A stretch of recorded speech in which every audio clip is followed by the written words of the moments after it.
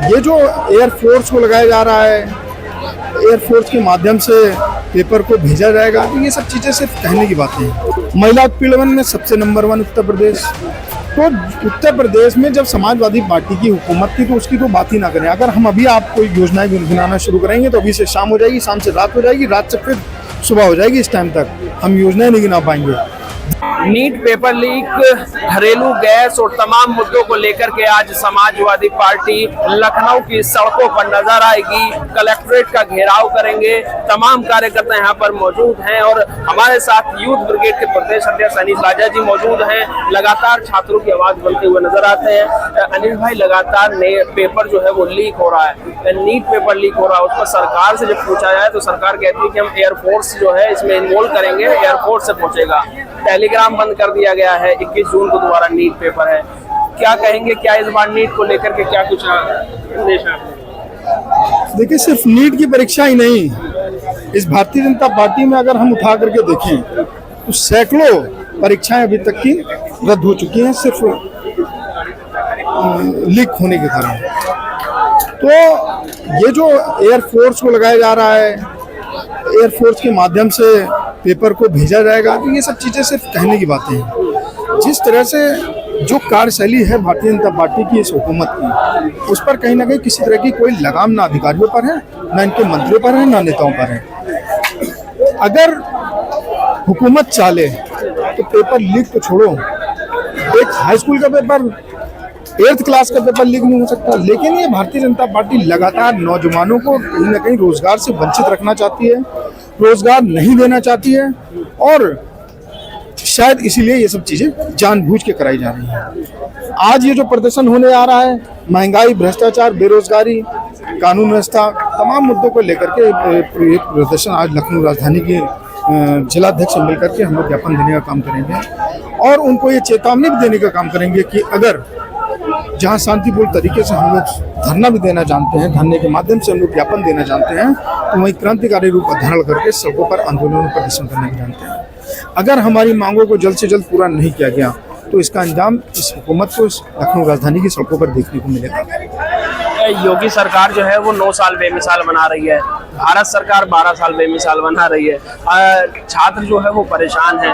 हालांकि यूपी सरकार या उनका जो सूचना विभाग है वो लगातार जो ये रोजगार देने की बात करता है कि हमने इतने करोड़ रोजगार दिए हैं, ये रोजगार दिए हैं, इसको क्या कहेंगे? सालाना 2 करोड़ रोजगार देने की बात करने वाली इस भारतीय जनता पार्टी की हुकूमत ने सिर्फ कोविड के टाइम में 2 करोड़ से ज्यादा रोजगार को छीनने का काम किया है।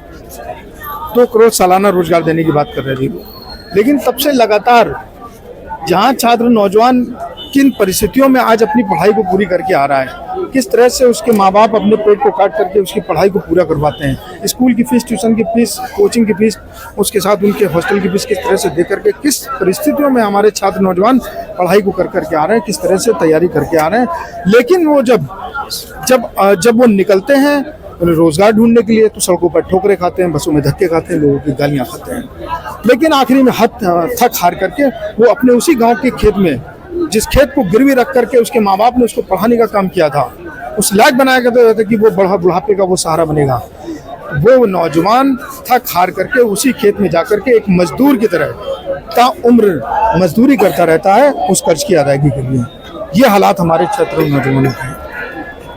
लेकिन ये भारतीय जनता पार्टी की हुकूमत पूरी तरह से असंवेदनशील है, उसको ना कोई इन सब चीज़ों से कोई मतलब है। महिला सुरक्षा की जब बात आती है तो योगी सरकार या भाजपा सरकार के ही बड़े बड़े मंत्री जो है समाजवादी पार्टी को आज भी घेरते हुए नजर आते हैं। मुख्य रूप से उत्तर प्रदेश के डिप्टी सीएम ब्रजेश पाठक लगातार कहते हैं कि आज महिला सुरक्षित है, सपा सरकार में महिलाएं जो है वो सुरक्षित नहीं होती। एनसीआरबी का डाटा ना हो उनके पास तो हम उठा करके भेज दें, आप भी भेज दीजिए, नहीं तो हम भेज दें।